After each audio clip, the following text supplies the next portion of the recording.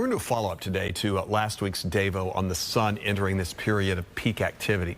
More solar flares, more northern lights, but possibly more power outages, grounded flights, and trouble with our electronics.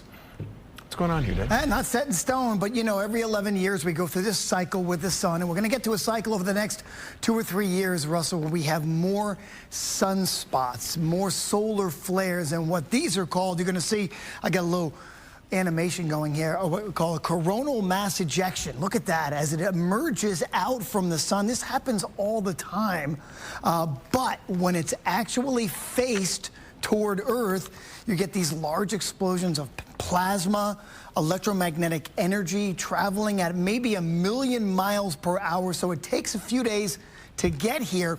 But this is our electrical system, which protects us, and you see how it gets bent, almost like a rubber band being pulled. So as all that energy flows through the Earth, it kind of lowers our electrical field low enough where you start to interact some of these particles from the sun with our oxygen and our nitrogen. Let me show you another view. We got 3 different videos really quickly to show you here. This is what the sun looks like from a different channel. Doesn't that look, but you can kind of see, Russell, the swirls of the gases and everything. The next one will show us that what happens a lot of times is these gases are kind of milling around, and then they pinch off and they push off the sun. They kind of, like, for lack of a better term, Russell, they kind of belch and they come out. That's what this is, a coronal mass ejection. And that can result, of course, in the northern lights when it interacts with our atmosphere. This is currently where the northern lights are being seen, this area shaded in green.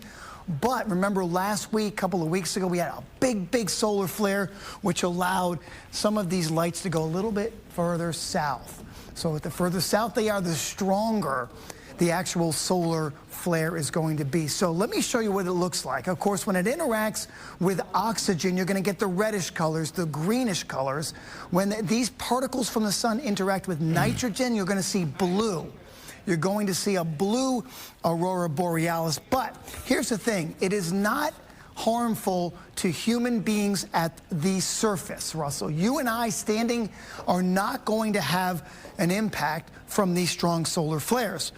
However, you go up above the atmosphere, and that's where you're going to run into the problems. Satellites are going to have a huge problem when dealing with some of these larger solar flares over the next few years. And of course, we could have, intermittent interruptions in communications.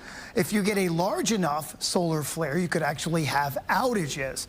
The last time we had a very strong solar flare, or the strongest one, Russell, ever recorded was in 1859. 1859, when really what we had, all the telegraphs that were plugged in ceased to work. The northern lights were seen as far south as Cuba. Wow. If that happens again, and it will, it's just a matter of time is when it happens again, we could have some serious problems with satellites, with GPSs, we could lose power. It just depends on how backed up our systems are. We know this can happen. We saw it happen in Quebec in 1989.